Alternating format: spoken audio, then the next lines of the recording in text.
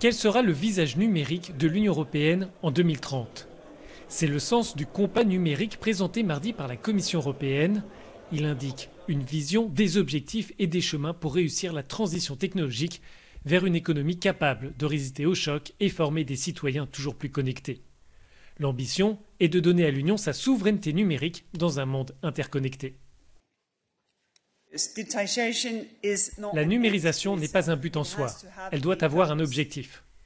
Pour nous, faire de cette décennie numérique un succès, cela veut dire devenir le partenaire prospère, confiant et ouvert que nous voulons être dans le monde.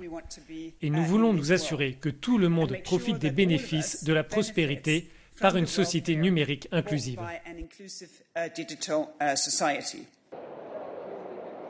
Au Parlement européen, les députés espèrent qu'il ne s'agit pas de belles paroles. Certains rappellent que des stratégies européennes similaires n'ont pas toujours été couronnées de succès. À ce stade, lorsque l'on parle du pacte vert, je pense qu'il est temps de parler d'un pacte numérique. Je dis cela parce que nous avons eu de nombreuses stratégies numériques par le passé.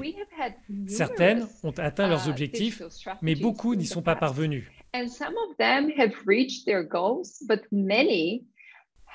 Je suis inquiète car nous avons déjà des minorités numériques et nous pourrions voir ces minorités numériques augmenter. Et nous devons empêcher cela par tous les moyens.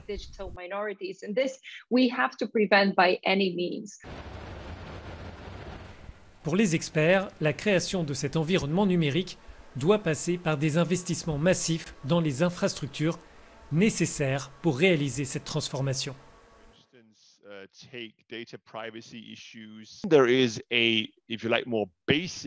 Il y a un besoin d'investissement dans les infrastructures de base et l'Europe doit investir beaucoup. Et je dis vraiment beaucoup dans les capacités 5G à grande vitesse.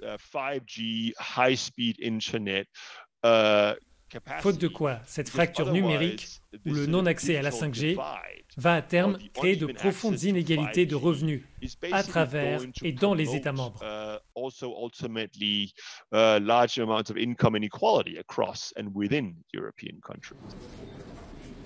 L'enjeu de cette stratégie n'est plus à prouver.